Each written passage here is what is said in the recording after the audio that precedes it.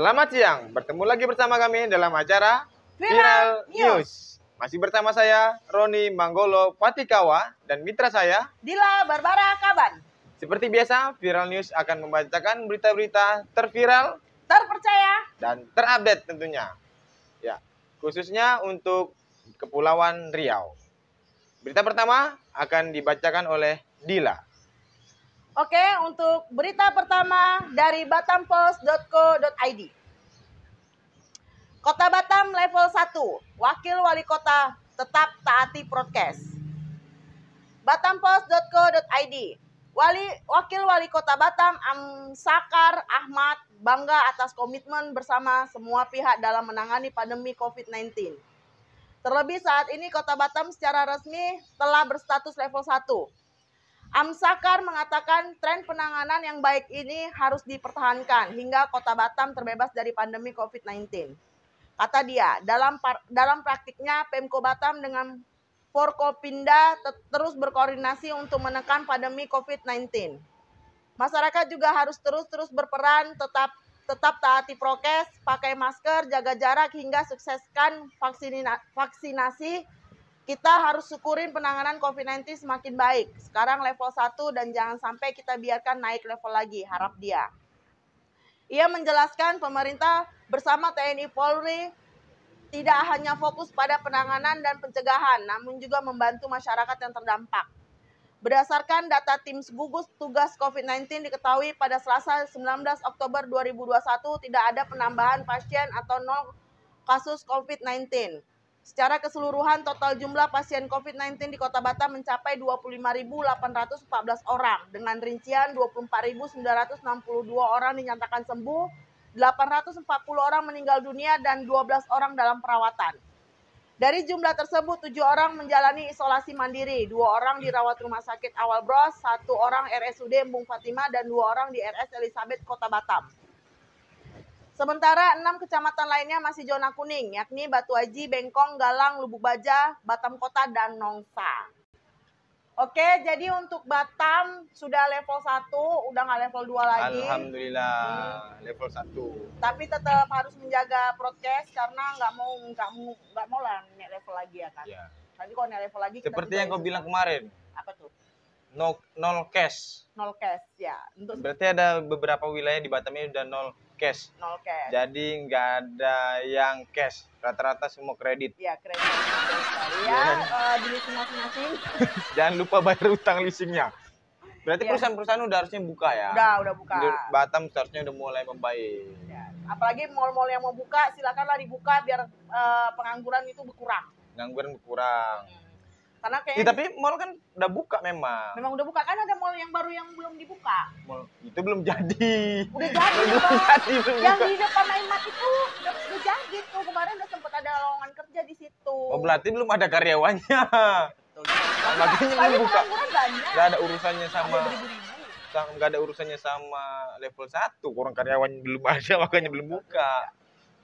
Pokoknya sukses buat Batam, semoga nggak ada lagi COVID-an biar bisa masuk semua duit cuan. Oke, untuk berita kedua silakan Bang Roni. Berita selanjutnya dari kompas.com. Pamit belajar kelompok, remaja 14 tahun disekap di hotel dan diperkosa berkali-kali. Kompas.com. Siswi SMP di Batam, Kepulauan Riau disekap selama 3 hari di hotel oleh KP 28 tahun. Selain itu korban juga diperkosa pelaku berkali-kali. Kasus tersebut berawal dari saat korban pamit belajar kelompok ke rumah salah satu temannya. Ia meninggalkan rumah pada Jumat tanggal 1 Oktober 2021. Namun ternyata ia bertemu KP dan korban yang masih berusia 14 tahun itu disekap di salah satu hotel. Dari hasil pemeriksaan, tersangka mengakui telah melakukan hubungan badan sebanyak 7 kali dengan korban. Kasus tersebut terbongkar saat KP mengizinkan korban pulang pada Minggu 3 Oktober 2021 sekitar pukul 23 WIB. Tak hanya itu, tersangka diketahui memberikan sejumlah uang kepada korban saat setelah mengantarnya pulang. Tersangka juga mengancam korban agar tidak menceritakan kejadian tersebut ke orang lain. Korban ini juga diancam akan dianiaya apabila memberitahu ke orang lain. Dia juga dikasih uang 150.000 oleh tersangka. Kata Kasat Reskrim Polresta Barelang, Kompol Reza Tarigan melalui telepon Rabu 20 Oktober 2021. Setelah didesak, korban kemudian bercerita kepada orang tuanya mengetahui hal tersebut. Orang tua korban membuat laporan ke Polresta Barelang. Tak hanya dicabuli, korban juga disekap tersangka di salah satu hotel di Batam, jelas dia. Polisi berhasil menangkap KP saat bersantai di kawasan SP Plaza Sagulung, Batam pada Kamis 14 Oktober 2021. Pelaku kemudian ditetapkan sebagai tersangka dan ia dijerat pasal 81 dan 82 ayat 1 Undang-Undang Nomor 17 Tahun 2016 tentang perubahan ke-2 atas UU RI Nomor 23 Tahun 2002 tentang perlindungan anak dan pasal 76E dengan ancaman maksimal 15 tahun penjara. Ya, syukur kon. Syukurkan, Nah, nikmati, ini jalani. orang aneh. Itu tapi nggak ada diberitahu bahwasannya dia pacaran kah apa tidak kah, nggak tahu, nggak ada Nggak beritanya tahu. sih. Tapi sampai 7 kali ya 7 kali itu dikasih duit. 150.000.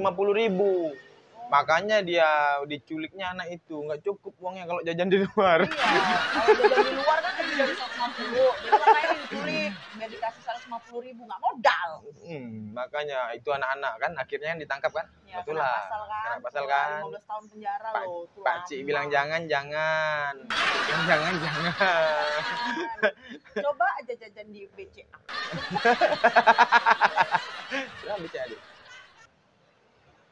Berapa BCA di? Edi, berapa di BCA? Biasanya kok berapa? Kalau subuh 120 kata si Edi. 120 ya. Itu semua ya dia? Atas aja?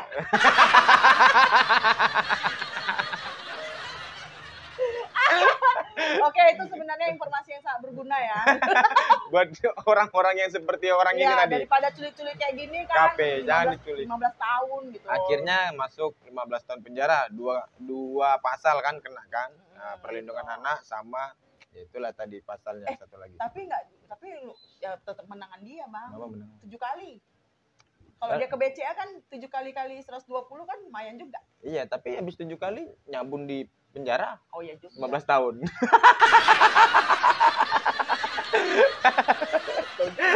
Kerja lah kok geng makanya. Gitu. Tapi kondisi tadi seperti berita yang di awal kita dibacakan oleh Dila, kondisi Batam kan udah level 1. Harusnya harus bersabar. Iya, bersabar. Coba tengoklah sabun radio. Kalau nggak sabun telepon. Gitu, Oke. Berita selanjutnya akan dibacakan oleh Dila. Berita selanjutnya dari batampos.co.id. Di Batam harga ayam potong mahal. Batampos.co.id. Harga ayam potong segar di Pasar Batam terus melambung hingga mencapai 40.000 per kilo. Kenaikan harga ayam ini disinyari karena naiknya harga pekan ternak serta menipisnya stok ayam. Ironisnya, kenaikan harga ayam yang sudah berlangsung sekitar sebulan terakhir tak diketahui oleh Dinas Perindustrian dan Perdagangan Kota Batam selaku perwakilan pemerintahan yang memantau volatilitas harga di Batam. Pantauan Batam Pos di Pasar Botania 1 Batam Center, kenaikan harga ayam ini cukup membuat kaget. Sebab dari harga ayam segar yang sempat turun 28.000 per kilo sekitar sebulan yang lalu kini naik menjadi 40.000 per kilo. Naiknya tak langsung 40.000 tapi berangsur dari 28.000 sempat naik ke 33.000 kemudian 35.000 lalu 38, nah sekarang baru 40.000, ujar Agus, salah satu penjual ayam potong segar di Pasar Botania kemarin. Menurut dia, ayam potong yang dijual berasal dari peternakan di Barelang. Saat ini stok ayam mulai menipis sehingga terjadi lonjakan harga. Salah satu indikasinya karena harga pekan ternak yang mulai tinggi. Ini ayam potong Barelang dari peternak bilang, stok ayam menipis makanya harganya tinggi. Tinggi harganya tinggi harga ayam potong menurutnya tak terlalu berpengaruh terhadap daya beli masyarakat. Sebab saat ini harga lauk pauk lainnya seperti ikan dan udang cukup tinggi. Pembelian tetap seperti biasa, cuman ada yang nanya kenapa ayam naik lagi. Ya saya jelaskan, tak hanya ayam, ikan dan kawan-kawan juga naik. Hal senada dikatakan Raja, penjual ayam potong lainnya di pasar tersebut. Menurutnya harga ayam tinggi sudah dari peternak dari Barelang. Setahu saya ayam segar ini dari Barelang karena saya ambil di sana. Stok di sana semakin lama semakin dikit dan harganya semakin naik. Di beberapa pasar lainnya seperti Pasar Mega Legenda, Pasar Nongsa, Pasar Mustafa Plaza dan Mitra Raya serta beberapa pasar di wilayah Batu Haji dan Tiban, harga ayam potong segar dijual sekitar 37 dan 39 per kilo. Diinformasikan terpisah, Kepala Disberdak Kota Batam Gustian Riau mengaku bahwa dapat informasi mengenai kenaikan ayam potong lainnya dan ikan. Nanti coba saya cross check dulu informasinya ini. Setahu saya aman, pungkas Gustian. Oke, minggu kemarin kami membacakan tentang ikan yang menipis. Sekarang ayamnya nipis. Sekarang harga ayam naik. Kacau ini. Karena stok ayam menipis.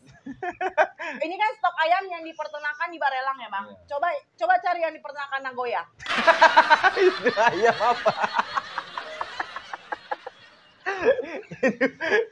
Nagoya dan Jodoh. Mungkin ayamnya agak banyak. Kan ada pasar juga, Pak. Oh iya, jangan. Aduh, aku udah berpikir yang tidak gara-gara kau pikir Nagoya. Pasti lebih mahal. Ya itu lebih mahal lah. Karena cantik. Ayamnya kan ayam tulen, ayam bagus.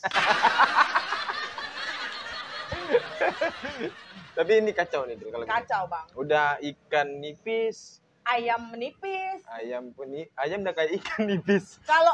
Kalau ayam menipis, ikan menipis, makan telur. Mana bisa juga? Telur apa ayam duluan? Telur. Telur duluan apa ayam duluan? Ayam dulu. Gak konsisten. Ya, Mas. Jadi itu aku bilang kalau udah ayam menipis berarti pemerintah harusnya turunkan harga daging.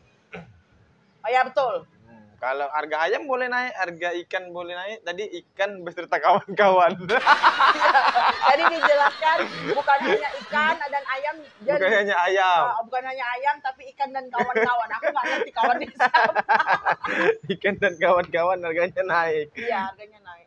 Karena aku takutnya ada yang merasa kan kawannya ayam. Jadi harga dia naik. Ayam Nagoya. Ayam Nagoya. Harganya mahal. Kalau di sini kan tadi dijelasin ayam yang di Mega Legenda, ayam yang di mana Bang? Botania 1. Coba ayam yang di Nagoya sama Jodoh. Mungkin harganya agak turun masih. Beda 1.000 aja kok, beda 1.000. Terus itu ayam potong. Oh, ya ini ayam potong. Bisa jadi murah. Ada triknya. Gimana? Jangan dipotong. Oh iya, tadi kan dijelasin kalau ini adalah ayam potong yang harganya naik. Coba ayamnya utuh. Gak usah beli ayam potong. Ya. Beli aja ayam yang utuh, belum dipotong. Yang belum dipotong. Berarti harganya lebih murah. Itu triknya. Oke. Tapi jangan yang pakai sepatu. Kalau pakai sepatu mahal.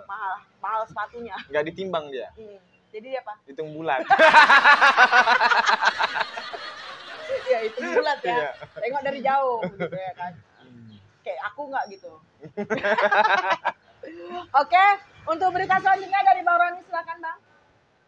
Berita selanjutnya dari suarabatam.id. Pasien COVID-19 melahirkan di Rumah Sakit Galang. Diberi nama dari karantina. Batam. Pasien COVID-19 di Batam melahirkan di Rumah Sakit Khusus Infeksi COVID-19 Pulau Galang, Kota Batam, Provinsi Kepulauan Riau. Ia melahirkan bayi dengan selamat pada Senin sekitar pukul 1.30.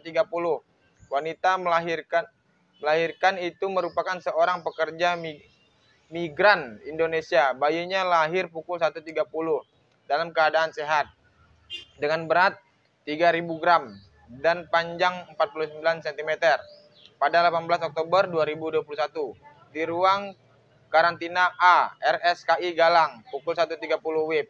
Setelah lahir bayi perempuan anak ketiga dari pasangan Kurni 28 tahun dan Muh 32 tahun kata Kepala RSKI COVID-19 Pulau Galang, Kota Batam, Kolonel Khairul Ihsan Nasution di Batam, Senin. Proses persalinan dijalani Kurni relatif lancar dengan dibantu bidang relawan di RSKI dan didampingi suami pasien. Saat ini ibu dan anak dalam kondisi relatif baik tanpa keluhan apapun. Saat melahirkan, pasien yang terkonfirmasi positif COVID-19 sedang menjalani isolasi hari ke-10, namun belum menjalani tes usap PCR yang kedua. Ketika pendataan, Kurni mengaku sedang hamil, namun ia tidak pernah kontrol kehamilannya. Dari pemeriksaan yang dilakukan bidan berdasarkan hari pertama haid terakhir, usia kandungan pasien diperkirakan 32-33 minggu. Sedangkan saat persalinan usia kandungan sekitar 33-34 minggu. Kurang lebih seperti itu. Prematur, tapi kalau dari observasi evaluasi anak sudah cukup bulan, kata dia. Bayi yang lahir dini hari itu diberi nama Karina sambil diambil dari tempatnya lahir, ruang karantina A, RSKI COVID-19 Pulau Galang. Bayinya seorang perempuan. Dia melahirkan di tempat karantina. Jadi dinamakan Karina. Ini aku nggak tahu, ini harus bersedih atau bahagia? Bahagia sih kalau aku bilang, karena di masa pandemi ini orang tuanya juga lagi di karantina dan alhamdulillah anaknya sehat-sehat saja. Jadi bahagia. itu jadi sejarah dia untuk kalau udah gede gitu lah. Kemarin nak lahirnya pas lagi corona, tempat karantina, makanya nama aku Karina. Selamat lah. Kalau gini bang, kalau orang tua zaman dulu, apalagi khusus untuk Batak ya, karena aku juga Batak ya. Jadi kalau orang tua zaman dulu yang Batak, kalau anaknya melahirkan, entah lagi musim apa, kejadian apa, anak ini namanya itu bang. Salah satunya itu kayak mana bilang, bapak tulangku lah ya, bapak tulangku. Jadi waktu itu pemilihan camat, ya, dia lahir. Namanya camat. Namanya camat. Iya, bapak camat Kaban.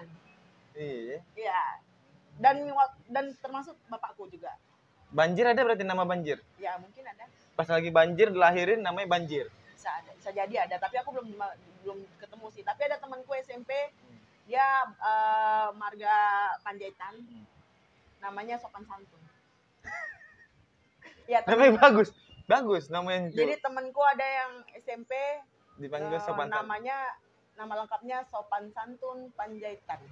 Iya. Aku nggak tahu sejarahnya kayak gimana dulu, yang penting namanya Sopan Santun. Jadi kalau dipanggil Pan gitu. Oh, ya. Kalau dipanggil dia nggak begitu jelas namanya. Ya, Sob. Pas kita lagi marah sama temen ya kan, oh jaga ya sopan santunmu, nongol dia. Baru lagi marah tuh. Kayak gitu. Jadi ini nanti sejarah nih, ya syukurlah sehat-sehat aja. Ya, selamatlah kepada ibunya lah yang sudah melahirkan anak di Galang tadi. Ya. Dengan sehat. Yang penting mudah-mudahan jadi anak yang soleh. Tapi nanti soleha bang, cewek. Soleha cewek. Tapi nanti kalau suatu saat aku ketemu sama anak kecil, aku tanya namanya siapa, Karina gitu. Aku tanya kok lahir di mana? Oh iya. Gitu, tempat karantina. Enggak kok tante, enggak salah. Berarti di Marina. Siapa tahu ini Marina. Oh iya betul. Cuma tukar K sama M. Oke. Berita selanjutnya dibacakan oleh Dila. Oke, untuk berita selanjutnya dari inikepri.com. Pria ini akui berhubungan seks dengan mayat karena terlalu cantik. Tunggu aku. Gak bisa aku. Aduh. Kurang cantik apa saya? Kok mayat? Ini Kepri.com. Seorang pria belak-belakan kerap berhubungan seks dengan wanita yang sudah meninggal selama ia bekerja sebagai petugas kamar mayat.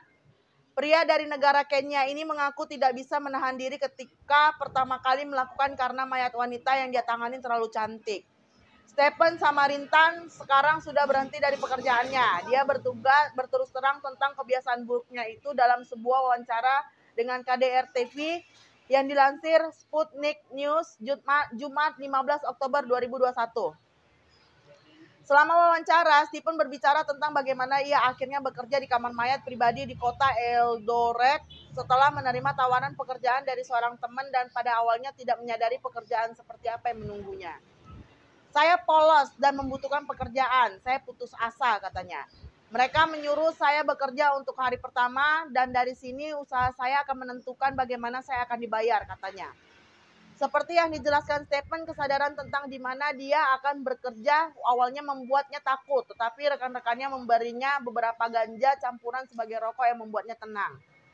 Pada shift pertama itulah Stephen melihat salah satu rekannya Otis yang ditugaskan untuk melatihnya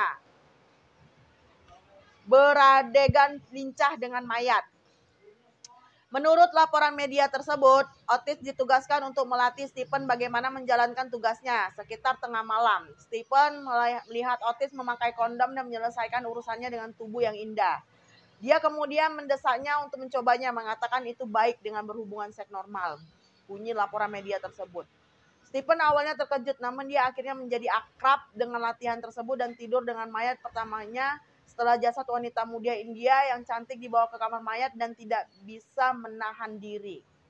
Maksudnya apa? Akrab dengan mayat? Ya nggak ngerti lah, mungkin aku nggak ngerti lah ini. Ini sakit ini orang gitu. Ya. Sakit. Untung bukan di Indonesia ya, tapi di Kenya. Nah, itu karena kebanyakan makan ya gitulah. Ya. Jadinya Kenya. Kenyang. kenyang. Cuman pertanyaan aku, kok bisa dia bergairah melihat mayat itu yang cuman tergeletak? Apa aku harus menjadi mayat agar bisa disentuh? Enggak lah, enggak. Ya, aneh itu ya. Cuman itu sedikit sakit, agak penyakit ya. Bukan sedikit, banyak penyakitnya. Mayat dia enggak maksud aku gimana ya? Enggak ada respon kan? Enggak ada sih, enggak ada. Kalau abang aja yang hidup aja belum tentu nyes gitu ya, apalagi mayat, orang metong gitu. Kayak mana? Bisa nggak abang bayangin? Dilatih lagi sama kawannya. Aku lagi traveling gitu. Karena tadi dia lagi ngisap ganja dia. Ceritanya. Ya, karena dia biar supaya nggak ketakutan, ya, dia tenang. Habis itu udah tenang dia baru diajarin sama temennya gini lo cara mengatasinya gitu. Temen itu ngajarin apa? Ngajarin berhubungan. Awalnya itu juga iya, awalnya itu. Oh, berarti udah sering berarti. Temennya berarti juga. memang begitu-gitu satu kerjaan gitu. Iya. Edi jangan kayak gitu ya, Edi. Mayat tikus. Nanti kirain ini mentang-mentang jauh, ini gitu. Pokoknya nggak masuk akal ya, nggak masuk akal. Untuk nggak di Indonesia. Oke, untuk berita selanjutnya, Bang Roni. Oke, berita selanjutnya dari Detik News. IPW minta Aibda Ambarita yang viral periksa HP warga ditindak tegas. Jakarta. Indonesia Police Watch IPW mendesak Aibda Monang Perlindungan Ambarita ditindak tegas. IPW menilai penggeledahan handphone masyarakat ketika patroli itu melanggar UU ITE. Polisi tidak dapat menggeledah dan memeriksa HP masyarakat karena selain privasi juga adalah melanggar ketentuan pasal 30 UU ITE, kata Ketua IPW Sugeng Teguh Santoso kepada wartawan Selasa 19 Oktober 2021. Sugeng mengatakan penggeledahan masyarakat harus tunduk kepada ketentuan KUHP serta dilengkapi dengan surat tugas dan perintah dari pengadilan. Penggeledahan pada masyarakat harus tunduk pada ketentuan KUHP, pada surat tugas, surat perintah penggeledahan atas dasar izin pengadilan, kecuali tertangkap tangan alat komunikasi tersebut digunakan melakukan tindak pidana, ujarnya. Akan tetapi, tertangkap tangan dalam hal delik ITE harus diawali dengan penyelidikan oleh tim cyber polisi yang telah memastikan peristiwa pidananya, nomor IMEI, nomor telepon yang dipakai, dan nama pengguna tidak bisa dilakukan acak, lanjut Sugeng. Sugeng mengatakan pemeriksaan tanpa syarat di atas merupakan pelanggaran hukum. Dia minta pimpinan Polri untuk mengingatkan seluruh anggota untuk tidak menggeledah sembarangan. Pemeriksaan tanpa mengindahkan ketentuan tersebut adalah pelanggaran hukum. Pimpinan Polri harus mengingatkan anggotanya untuk tidak melakukan pelanggaran sembarangan dan menindak anggotanya yang melakukan penggeledahan tanpa dilandasi dasar hukum yang jelas, ujarnya. Sugeng lantas mendesak Polri untuk menindak anggotanya yang tidak profesional. IPW mendesak Polri agar menindak anggota yang tidak profesional dan tidak paham aturan tersebut. Jujurnya. Sebelumnya, video viral Aibda Ambarita memeriksa handphone warga saat patroli berbuntut panjang. Anggota Sabara Polres Metro Jakarta Timur itu kini diperiksa Propam Polda Metro Jaya. Oke, itulah berita tentang Bribda Ambarita. Lagi viral itu. Iya. Berita Ambarita. Sebenarnya iya sih, itu privacy ya. Ya. Jadi nggak boleh dicek gitu. dengan adanya berita ini, sekarang kita paham dan tahu bahwasanya polisi itu tidak sembarangan memeriksa handphone masyarakat. Kecuali ada surat tugas Ya, atau kepentingan tersendiri Ya, lah, kayak kepentingan ibaratnya gitu. memang ada kasus yang lain. Jadi yang kita lagi berhak ditangani. menolak kalau Ya, betul. seandainya kita di stop nih lagi perjalanan nggak pakai helm nggak pakai terus helm. di stop, ya polisi hanya boleh memeriksa surat-surat kendaraan gitu ya. Nggak, handphone jangan. Handphone nggak boleh Kan berarti. lewat. Berarti kita boleh menolak untuk Boleh itu. menolak, Ini kecuali memang ada surat tugas. surat tugas itu pun